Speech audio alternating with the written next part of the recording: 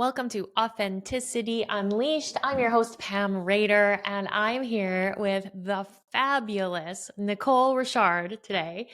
And Nicole is one of my favorite humans for a multitude of reasons, but the most important one is that she is a huge believer in giving back, in creating community, and in having other people see themselves as whole and complete and empowered individuals. Welcome, Nicole. I'm so happy to have you here today. Thank you, Pam. I'm so happy to be here too. So, for those who don't know you, tell us a little bit about how you started, what got you into photography, and what had you want to build, wax pencil headshots. Gosh, photography was a lifelong love, and wax pencil headshots was really a manifestation when I was about 45 years old, where I realized I had such crippling social anxiety that I needed to find a way to break out of it to truly engage with community. I was just desperate for connection.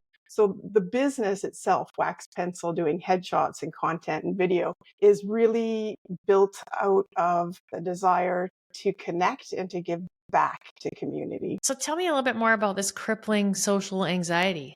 I think there's a deep connection there with what's going on in the next evolution of you. How did that impact your life? It was safe Mm, and it wasn't good. mm-hmm, I think that's how we get tripped into the thought that being alone is safety mm-hmm. because we don't have the feels, we can't fail, nobody's going to reject us. And it feels very safe to disengage from community. And I got into that realm and I just continued to step away. And once you step away from connection and community, it's hard to get back. But one day I just said, I've had it and I'm going to find a way. It's said in most spiritual realms, if you're not growing, you're dying. And I think that when we isolate, we stop growing. I think that we grow in relationship to other people when we're having things mirrored back to us. I know I'm speaking with some new people in my life right now and having things reflected back to me and just like actually shocked at how little I apparently know about myself. So, That's but the if we wonderful don't, thing. We always keep learning. right? But if we Yeah. don't have those things reflected back to us, then we're left with the same old story about us. And often that story is, I'm not good enough. I mean, it's always, I'm not good enough. If you're hiding, that's the gut feeling is I'm not good enough. And honestly, I still struggle with that. I mean, I really know how amazing I am too. I think you can do both things, but I still struggle with that. But yeah, that gut feeling of I'm not enough is what breeds anxiety and takes people away from community. And truthfully, they've even proven that having a lack of connection is dangerous for your health. Like Yeah, I humans need actually connection. read that it's more dangerous than smoking to your health. Yeah, I believe it. Yeah, that's crazy. And, We're social creatures, right? Like we were born to live together and to help each other as a pack. yeah. And our world is becoming more and more and more separated and insular. And I think it's having major health challenges, especially for kids. Yeah, well, I mean, it's a whole different generation where that don't have to learn how to communicate. I'm curious how that's all going to play out over the next decade or so. But I want to talk about.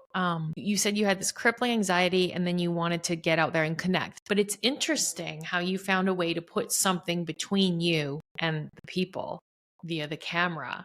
Did that feel like a safe kind of venture out? You still had a safety net there? So I never considered that. And yet a big leader in our community told me that that's what she does is that Mhm, when she's feeling anxious at a big event, and this is somebody that everybody would know, mhm, she has her camera out and it gives her that barrier. mhm. For me, it was truly what skills do I have that I can use to create this project, to create this next part of my life? And photography is it. It's been my one main hyper focus my entire life. So Okay. that's where I started. What is it about photography? Do you love it? Is it like the study of the human form? Like what is it about photography? There's so much, but I think if I really, really narrow it down, it's the freezing of time. And that freezing of time is the freezing of emotion Yeah. and authentic self, right? Ooh. If you can capture someone's authentic self, Hmm. there's just a magic in that picture. Yeah. It just moves me. Whenever I can do that, it just moves me. I took a picture. I remember when I was 18, I took a picture of my mom and my dog running in Kelmore, Mhm. and just the stop motion of it and the feeling of freedom and just authentic, just being present authentically is what it was. That picture, I was like, that's it. I was going to be my poor husband, I was going to be a doctor, Pam. Oh, wow. Well, And then I had this one picture, I was like, nope, that's it, I'm an artist. I love it. I love it. I love what you said about capturing a moment in time. My daughter-in-law sent me a photograph this morning that came up in her memories that she took of me in Paris a couple of years ago, and I didn't know she was taking it. And I'm looking up, and there's like Paris in the background, and it was so evocative of so many emotions. I just was like, oh, whoa, and I could feel what I felt there. There is something so magic about capturing the essence of a moment in time, and I think that's so beautiful. And now you're starting to, you've made a successful business. You are the go-to in the business for headshots, and, everybody knows you, but not just because of what you do, because of how you do it. And there's a couple things around it. Number one, for our listeners, you might not know that Nicole was awarded with the Citizen of the Year award for West Kelowna this year because you do so much community work. You're at all the events and you're taking pictures and you're sharing your joy with people. You're connecting other people. You are truly out there walking the talk of community. So what does the next stage of your evolution look like? That's something I'm working out for sure. In the studio, I've recognized that I am really, really talented at creating safe space and really talented at connection, which is so ironic having feared it for so long. I'm really, really good at it. Just creating that safe space where people can show up as themselves, as authentic.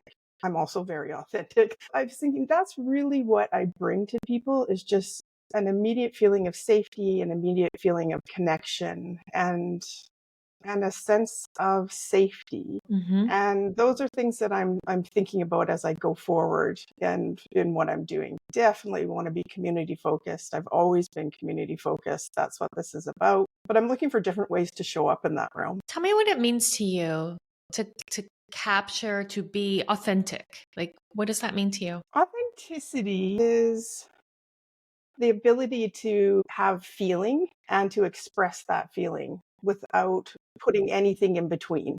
I come by it naturally. And I'll tell you, when I was so socially anxious, I thought I want to get out into the world, and I started, just chipping away at exposure, trying to talk to people. And I noticed that when I tried to be professional, or I tried to mask the quirk that is Nicole, which she is, I'm a little something, okay? When I tried to mask that, it was so exhausting. Like, it was just mentally exhausting when I wasn't being myself. And I realized really quickly, if I was going to be successful in building connection and getting involved with community, I would have to drop the mask and become authentic. And I made a decision one day, and it was, I have to be enough. That's the only way I can do this. And I've run with it. And yeah, authenticity is something else. It breeds deep connection with one another, and it breeds like deep belonging in community. If you can get to that authentic self, and if you can share authenticity with somebody else, you're just instantly creating very deep, meaningful belonging. Well, what I hear in there is, you said drop the mask, but also that authenticity is when we stop trying to manage other people's perceptions of us. And I think that we spend so much time, and I've caught myself doing it. I think we all get caught in the trap of managing other people's perceptions. If they think I'm good, then I'm good. And so I will manage what they think of me, which is other-based esteem instead of true self-worth. And it's exhausting because it's like chasing your shadow. You need another hit all the time. But when you come from, I'm worthy and I'm enough, and you're just yourself, I think we're tapped into like this source of vitality from the universe, that there's a never ending flow of energy and creativity. But it's not, as you made it sound really easy. For a lot of people, to drop the mask requires that they would have to relinquish an entire identity. And I think that's terrifying for people. I think, how did you get to that, yeah, just for me, like, it was, I wanna for do me, it? it's just so, so easy. For me, it's very hard not to be. I have to reel myself in when I'm doing political things. Mhm, Yeah, and I think for a lot of people, there's a lot of presentation, and we mhm. get caught up in that. And yeah, is that identity or is that presentation? Is that trying to convince someone of something? Yeah, probably presentation most of the time because the core identity is I'm not enough. So then we cover up Right. with the presentation. But to truly show like all of who we are is a risk because we could be ridiculed, we could be rejected, we could be, judged and all of that. Talk to me about It's a that. risk, and yet it is what has brought me every good thing in life. Yes. And that was the craziest realization, is to think for 45 years I'm not enough, and to drop it, and then to realize that my authentic self is a fucking powerhouse. Yeah, you are. Yeah, Like, you I'm are. not for everybody, but some people love this weirdo. Yeah, yeah. I'd say I'm the same. I'm like not for everyone, but you know what? Who I'm for, and that's great. But it's interesting the layers of letting go for most people. It's great to say we can make a decision and just be authentic. Like I discovered at a very young age, I think I was maybe 9 when I decided that I wasn't. Everyone told me I was shy, and I didn't like the fact that my mother was shy. I was embarrassed by it and I didn't want to be like her anymore. So I started to study my dad and I watched how charismatic he was and how he looked people in the eye and shook hands with people and made everything was light. And so I emulated that and copied that. And I realized at a young age, like I could change my identity. Now there was a flaw in that plan because I wasn't becoming me. I was just like, I don't want to be like my mother. And so then I became like my father, but that also wasn't authentic to me.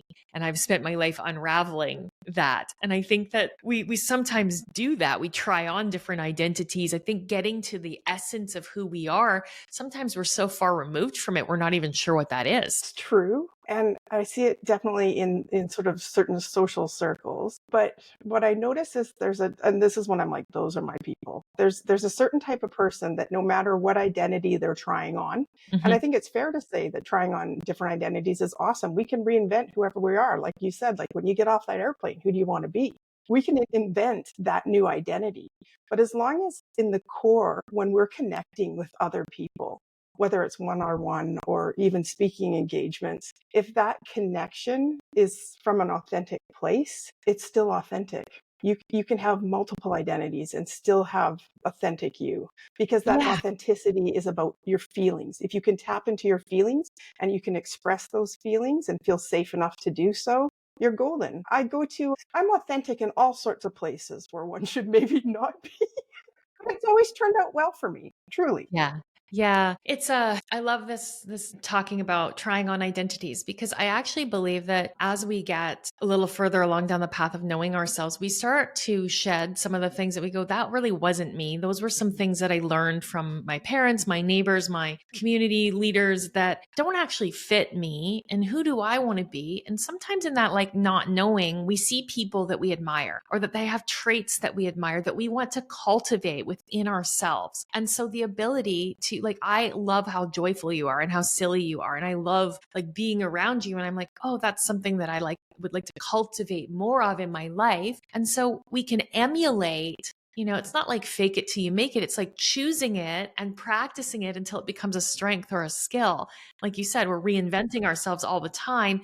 But if it's from an authentic desire to have more, to embody more of those qualities in our life, then it's authentic. If it's just to get people to like you, not so much. No, and I can remember the exact moment that I chose joy, Hmm. and it was with a secretary at my husband's work. I thought to myself, whenever I'm around Carol, I feel good. Hmm. And what is that? And I just want to have a little tiny version of Carol to put on my shelf so I can take out and just feel this. And I realized it's joy. She's joyful. Hmm. And Yeah. it was that I have these moments where I call, they're not glimmers, they're like lightning bolts, right? Where something just sinks in so deeply. At Hmm. that moment in that office for me was, I choose to give to others what I experienced with Carol. I love that. I had a So similar if you ever experience. doubt if you're making a change in the world, does Carol know that she had this impact on me? Probably not. Right? Those are those moments of kindness. So he's a dear friend of mine now, Ryan Leary. He's quite a world renowned yoga teacher. And I met him at a yoga teacher training with Baptiste Yoga years ago. And I was so overwhelmed. And there were so many people that seemed like so much smarter than me and better at everything than me. And I felt so out of my league. And I was doubting if I should be there, making plans to like leave early, even though I'd wanted to do this training for my whole life. And it was him coming over to me and saying like, "Hey, where are you from?" And I said, "Kelowna." And he's like, "Hey, Kelowna, do you know my friend Kylie? Like, do you know Bob from Canada? Did you know Kylie? I do now, but I didn't at the time. And he saw me kind of struggling, and he showed up at various points throughout and just would be so kind. And he gave me an assist in the class. And as he assisted me up into this big pose, he whispered in my ear, "For the record, Erin is being super brutal today." It made me feel like I started to laugh and I was crying and I was like, "Oh my God, he sees how hard this is for me." And he was just so kind. But I can relate that back to uh, Shift Power Yoga and Shift Labs and Pam Rader Life Coach. None of that would exist if it wasn't for that moment, because I stayed because of him. And that led me to what was next in Baptiste Yoga, which led me to what was next in building community, which led me to all the things that I do. And so what you're saying there about Carol, like, people don't know, but that moment of connection that we put out in the world and that moment of kindness, we don't know how that's going to play out 10 years from now, like what that could cause. Yep, the amount of good Carol has done as a office manager for how many years, she has no idea probably how much joy she's brought to people. But what your mentor was doing for you was he noticed an anxiety or an insecurity, and he chose to show up very authentically, right? That's what it sounds like.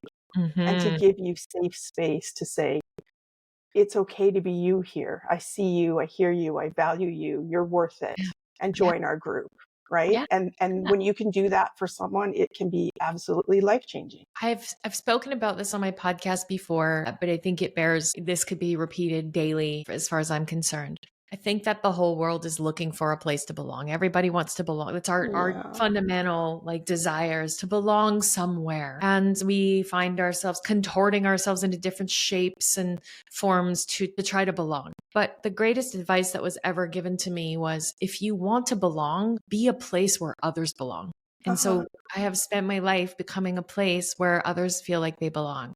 My home is a welcoming place, my studio, I want people to feel like they belong when they're with me. And I really very much get that from you. Yeah, I want nothing more. When I have subjects in my studio, it's just, I want to be a safe, loving place where they feel valued, respected, and enough, and that they know they're beautiful. So can you imagine, I get to show up in the studio and tear down people's walls, show up really authentically, and really get to know them authentically. They show their authentic self. I get to capture that and then show them how beautiful their authentic self is. I mean, yeah, it's just dreamy. it's But yeah, that is the goal. And that deep belonging is something that I didn't have for a long time. I felt like I didn't belong. Often will find myself sometimes thinking it too. And then I remember what somebody said to me once when I said, I don't belong anywhere. I'm too right wing for my left wing friends and too left wing for my right wing friends. I'm too, I never quite fit. And I wish I could remember who said this to me. Dang, I can't remember. It's going to go unsaid, but they said, it sounds like you're really saying you belong everywhere. Yeah. And I thought, wow, that's incredible. Yeah. And I've tried to live by that. I belong everywhere. So now I will walk into doors that I never would have walked into before. And sometimes I feel a great sense of belonging there, and sometimes I don't. Usually when they're in a very authentic space is where you have the most deep belonging. If something's more performative, you don't feel as safe, right? And yeah, I love that, Nicole. I love that. I think that could be like a movement. I belong everywhere. Maybe that's like your next iteration of your business and your career, like your movement in the world. It's like, yeah, I belong everywhere. I think that's so beautiful. And then if you want to do it Nicole style, we'll say, you belong everywhere naked. You know, Wow. really, real authenticity is showing up just completely yourself. Just completely your naked ass self. I love it. At this age, at 53, the body's not the same as it used to be. It's a lot more smoke, mirrors, and duct tape at this point. But I'm also way more comfortable. Like I just don't give a fuck. You Oh, getting older is such a freedom, but then there's also, as a plus size person, there was always a freedom in that. Because at 21, I was never close to perfect. I was always a big person, and I would see my very skinny friends covering up when they swam, and I just thought, this is a waste of time. I'm never going to achieve anything close to what they look like. So I might as well just have fun. And Wow. oh wow, that was a freedom. I've never covered up my bathing suit since I was 21, and I am happily naked a lot of the time. I don't know if you know Love this it. about me. One day in coaching, I'm going to just show up purely naked. I know it. But yeah, that comes with age too, right? That comes with self-confidence and knowing your worth and just being okay with being yourself. What's the difference between self-confidence and self-worth? That's so good. Okay, I don't know, but I'm going to say that self-worth is sort of closer to the heart. Mm. And self-worth, I did a lot of research on it actually, because that was definitely part of my biggest problem with being so shy from the world. And to create self-worth, one of the biggest things is to create goals and to achieve them. Mm. I plugged away at a few goals, achieved them, a few goals, achieved them. And I noticed as I've been achieving more of my goals, my self-worth has grown. And then I'm going to say it becomes self-confidence, where I'm able to come out into the world and speak Mhm. to you or speak to others, or to just show up very confidently because you have that inner self-worth. That's how I would read it, but I'd love to know what you think. Well, I think confidence is situational, and I mean that in terms of I might be confident that I can cook spaghetti, but not confident that I could roast a pig, like for instance, or I could be confident in my ability to speak on stage, but not confident to speak about tech because that's not my area of expertise. So confidence to me is like confidence means con means with and fidant means faith. To have faith that I can perform a certain task or skill, that I keep my word to myself, that I show up, like I have a track record of something that I can reproduce. Whereas self-worth, I think, is a recognition of I don't need to do any of those things and I'm still worthy. And I'm still enough. Yeah. Yeah. Oh yeah, I Yeah. love And so that. it's just I think it's more So confidence innate. is more built by achieving goals because you're Yeah, I like, I've think done that, so. I've done that, I've done that. But Yeah. worth is more something intrinsic. Is there any way to work on worth? Yeah, I get this question all the time as a coach, and one of the things I say is act like someone who is worthy. And so I often like to have people get a role model that they would like, that I would say like a fairy godmother. You know who I love? Michelle Obama, kick-ass woman. I love her. And I love how like sassy she is with her kids. And like there's just something about her that I feel like she has a very high sense of self-worth. And so if I have a moment where I'm really not sure, I'm feeling that like lack, I'll be like, what would she do? What would she say right now? And I embody that. So I tap into what would someone who I perceive as having self-worth, what would they say or do right now? And I do that thing. And the more that I do that, I have the track record of it and I build confidence in that area. Yeah. So If you I want to always, achieve anything, practice is how you get yes, there, right? You can't yeah, expect it to be anything without practice. So yeah, practicing self-worth. Yeah. yeah, exactly. Practicing self-worth. I think it's an overlooked, it's simple, but not easy. And I think most people think that it's gonna fall through the roof or they're gonna stumble upon it somewhere in their life. But I do believe that we are conditioned to feel unworthy by religion, by Society in teachers and general. society in general, that and then the like consumerism, the marketing, like you need more makeup, you need more this, you need more that, and you should have this Well, like my outfit and you daughter says, end stage capitalism. Joy says, end stage yeah. capitalism. Yeah. And we're conditioned to believe that we're not enough as we are and not worthy. And so, therefore, I think because we have a 4-to-1 negativity bias in our brain, we're looking for that and we look at it as danger. I Mm, won't belong if I don't have this. So, we actually have to go exercise the muscle of self worth. interesting. We have Are to there like people go that to the you gym. feel a deeper sense worth with, where you can access your self-worth more with certain people? Yeah. If I feel safe. Yeah, so that's exactly what I'm getting back to, authenticity. Yeah. is Yeah. exactly the way I feel too when I feel safe. It's Yeah. very easy for me to access self-worth. And so that's always what I do to try to give as a gift to others is safety. If I don't trust, then I'm not fully myself.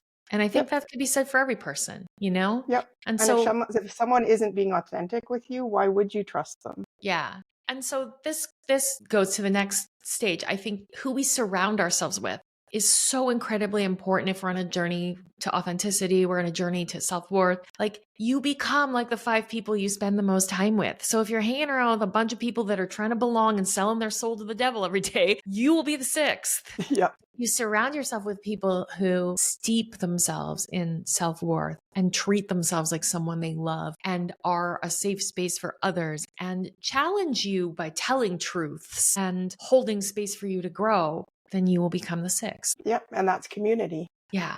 But right? not just any community. It's like I think No, that if we're on a yeah. journey of authenticity and self-worth, we have to be discerning.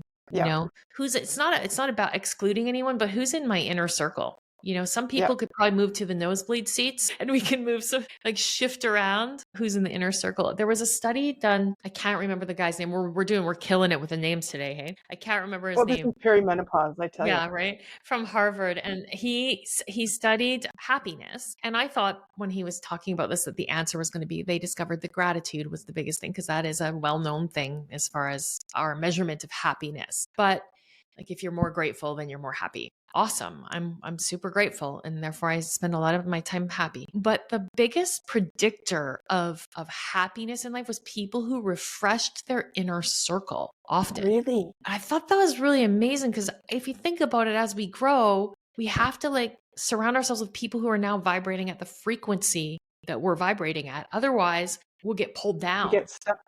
Yeah, we get stuck. So That's I really think, interesting. I've never heard that one. I've heard one of the key things to happiness is giving back. yeah, contribution is so huge. I mean, there's no such thing as altruism, really. If we give back, we feel good about ourselves. So We it's do. never, you know, And giving back is what creates community, deep community. So when I talk about community, I'm talking about that deep community. There's community like Facebook, which I would call kind of shallow community, you know?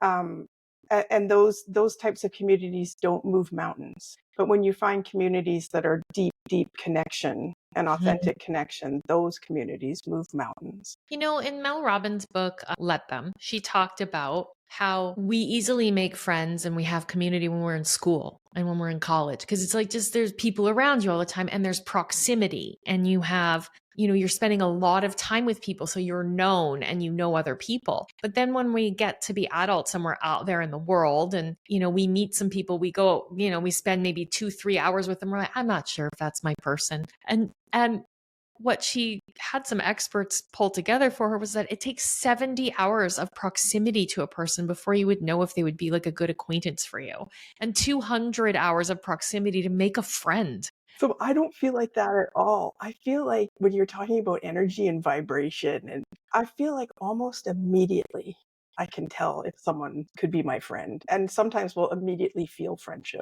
That's like, I feel the same way. Like I when I meet people, I just know. And so I was kind of wondering about that, but I wonder if it's because people are wearing masks and they've got to have that much time together before they let the masks down and Probably. feel comfortable to be authentic with themselves. And so that's Yeah. probably the average of, you know, people that are still And hiding. that's why I think, like, when you look at the people that I'm friends with or you're friends with, they're very authentic, Yeah. right?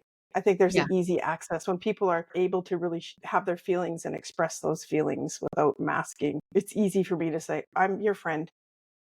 Yeah. I'd like Yeah. to be your friend. And Yeah. I said that to Paula Quinn the other day. It was so socially bizarre. I'm still a little like, I say, please excuse me. I haven't had a lot of time to learn social graces. And sometimes that's maybe refreshing for people. But I said to Paula Quinn the other day, I just feel you so deeply. And I just want to, can we just be friends? I love it. Like if someone came up to And me she and said, I'd laughed. be like, And I that's realized amazing. that's a weird thing to say, right? Is it though? Like, really? Because isn't that what we're all trying to do with all our fancy like presentation? Like, you know, but you just said the thing. Yeah, I often just Will say you the be my thing. friend? Can we be friends? Can we be friends? Yeah, the look on her face was like, So what do But you sure think? as you are born, I feel that, Paula Quinn, very deeply, and I bet you we will be friends. I feel like you will. So what about this, we're talking about kids. You've got teenagers and they don't often have this deep sense of community. They are so insular now. And like, what can we do to help this generation, do you think? Oh gosh. If I had the answer to that, these poor kids, especially I find the 20s, the kids in Mhm. their 20s, I don't know if it's the pandemic or screens or, like my daughter says, late stage capitalism that has done it, but they're just absolutely disconnected. I think one of the things for me is to model connection and community. I think by modeling, they will pick up in their own time what Mhm. that is about and Mhm. talking about it. But Mhm. I also remind myself that kids are on their own path. And, I didn't figure out these things until I was 45. So to expect my 21-year-old to figure these things out instantly right now is naive. Just the other day, one of my kids said to me, I've been noticing the one thing I'm really noticing. I asked them, what are you working on right now? So that's discourse, right? Discourse is so important. It's what are you working on right now? Like, what are your priorities for self improvement or for movement in your life? And they said, I've been noticing how important it is for me to go out and see a friend once in a while. Like, it was a Mhm. real revelation for them. And Mhm. it's probably something I've told them for, Yeah. 6 years Yeah. Yeah. consistently, but they had just realized this. And then we're making moves to make sure that they had those times out with friends. And wow, but there it is. It will come. It will come by modeling. It will come with discourse. Do you have any other good ideas? I think you're onto something there. I don't know that I know the answer, but what I do know is what you're saying. We can't steal their journey. They came to this earth at this time and this plane and to bring forth whatever they're going to bring forth, which is different than our generation. They have had different challenges than us Mm-hmm. that will lead them to different places. And the world is rapidly changing. So perhaps our skill sets are going to be outdated. Like, I don't know. But I know that when we try to tell someone some piece of information, they very quickly start to forget it. But when someone discovers something for themselves, it becomes embodied wisdom. And so we can't rush in with all the you shoulds and you got to, and this is how you got to do it. And because we just actually disempower them. I think we teach them like we think we know better and they're not capable. I think we model and then we Yeah, watch. model. One thing I've been thinking about too is I'm going to try to encourage my kids to give back to community because it's always been my value and something I do, but I've never really required it from them or really encouraged like us to do a family project because I think one of the biggest things that builds connection is philanthropy, is giving back. And It's not our just even the giving back, but being a receiver too, right? So when you're part of that bigger community where you're helping others, you're accepting help from others, that breeds connection and community. So my spidey senses are telling me, and I was just thinking about this recently, I'm going to start doing some more kind of projects with my kids about giving back, I think that's amazing. And possibly in areas where they feel really passionate, right? for my son Nick, who's in addiction recovery, he went 29 times to treatment, and the thing that was missing was service. He never got to the point where Service. he was really in service. And this last time, I mean, he's clean almost 3 years now. He goes and volunteers at the house that he got clean at every week. He leads a men's group. He runs a step group. Anybody that's struggling in his community, he phones his friends every single day as just service, checking in, are you okay? And he had the experience of, speaking of belonging, even in the recovery community, they can be kind of brutal at times. Like if they get kicked out from a certain facility, some facilities will have you shun that person. You're not allowed Yeah. to talk to them at meetings and all of that kind of stuff. And he had that experience. And so he was modeled by this wonderful man who helped him get clean. He was modeled that you go visit the ones that are struggling still. If they're still using, they're still in addiction, they still need to know that people care about them. Go sit with them. And so The he does. opposite to addiction is connection, right? Yeah. Yeah. Absolutely. And I think the latest part of healing any kind of trauma is service. Yeah. Like I did so much healing, 13 years of therapy with my mentor, Christina Camilleri. And it's so neat because we're both in the top 40 thing together. So neat. Yay. But you do so much work to heal, and then that last stage of healing is truly about service, and it's through service that you can probably just thrive and be completely healed. That's Well, my I have this gut theory about feeling. service because I know for me, do a lot too, and I create a lot of hopefully value in the world and try to give back everywhere that I can. Helping people helps me too, you know? Yeah. But what I would say is that I did not start service from a worthy place. It was shame that perpetuated it. It was like me trying to pay some kind of penance for feeling like a bad person, and I wanted to manage people's perceptions of me at first. And I think that a lot of service in the world starts there. But once you get into service long enough, that energy is transmuted and something heals within us, and then we start serving from a higher place. So maybe that's sort of like just practicing too, right? Yeah. Practicing service is practicing belonging, is practicing community. Yeah. Yeah. Yeah, Yeah. it's all a practice. We get good at what we practice, and I would say we're all good at struggle. We're all good at doubt. We are all good at negative I'm so self-talk. So good at eating. there's no need to practice those things. But some of the things we might not be strong at, we could practice. Yeah, So and I think it's okay too to make sure to know that it's, not everybody's on the same journey at the same time. So there may be people in our lives where we don't quite connect right now, but they just haven't practiced something for long enough for us to meet in that sphere, and that might happen later on. So part of my practicing right now is to give grace, which has oh, I been more love. difficult for me in my life, but to try and give grace and to know that everybody is on their journey and You know everybody how is a result of their experience. You know how powerful grace is, Nicole? I don't know if I ever shared this with you, but when I left my second marriage, my husband Rob at the time, he was a very integral man. I left because I felt very criticized, and there were things that went wrong, but I did not behave very well. I was out partying, and I was just disrespecting our marriage. And looking back now, I'm like I was quite awful actually. And when I left, there were people around that were in both of our lives that were speaking to Robin saying, like, I can't believe she did that to you. And she's, how do you feel about that? And he just said, whoa, whoa, whoa. This woman is an incredible human being. She's an amazing mother. And I don't want to hear anything other than that. She's the mother of my children. That's it. And you know what happened? Incredible. Yeah, like I was told this by someone, and I was like, I started to cry because I didn't feel that way about myself. But someone held the space for grace for me, and then I stepped into it. I wanted to live into that. I wanted to become that person that he saw me as. Yeah.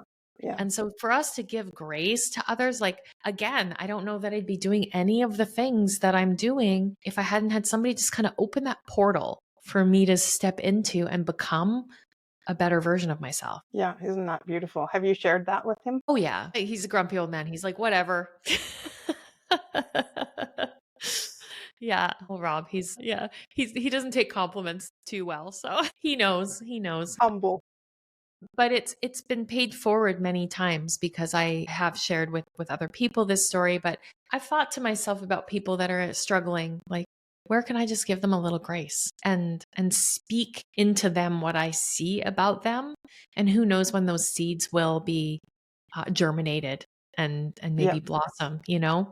And I So I think think in at a world where we're becoming so polarized, Mhm. politically and otherwise, that grace has got to be part of the answer. Yes, I think at the essence, the underlying principle of everything we're talking about today is kindness. Kindness to self and kindness to others. And I mean, that's the foundational principle of yoga, ahimsa, non-harming kindness. And so what's one thing that you would say to our listeners about kindness and how it can impact the world? Wow, you've stumped me. I think the act of giving is to create love and to create kindness. And I think, like we were saying, you just don't know how much that can change exponentially as it hits from one person to the next, to the next, to the next. How many Yeah. people did Carol inspire? How many people Yeah. did your mentor inspire?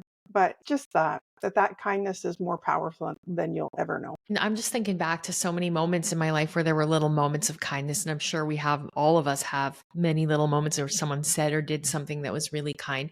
But how often do we ever look back at the times that we were kind to others? And I wonder if there's a connection to that and developing our self worth. Isn't that funny?